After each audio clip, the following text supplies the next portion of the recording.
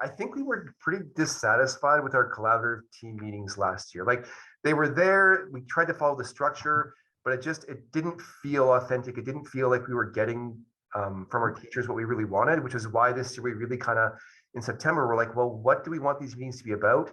And we used a lot of our collaborative team meeting time to kind of have that kind of open discussion with the teachers in the group and say, okay, how can we make this meeting something that's going to be valued? Because that's the thing that matters most. If teachers aren't valuing the meeting time, then it will be a waste of time regardless of the structure you put into it. So I think if I had advice for other administrators, if you should plan on being dissatisfied with your first collaborative team meetings, they will not be what you want them to be, because there's a learning curve to it, and it's a little steep. But I think there's value in going through it as opposed to going through 3 or 4 and saying, nope, this isn't for us.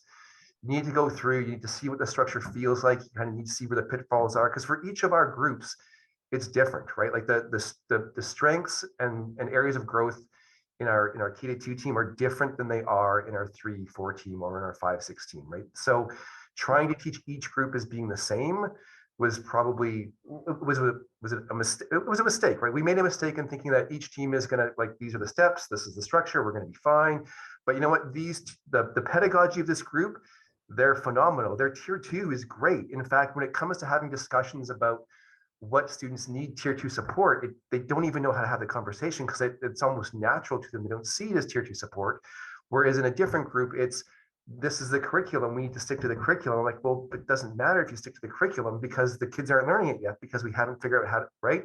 So each group is going to have its own different supports needed for each group. And so learning what that support is going to be and how you're going to structure your collaborative team meetings takes some time.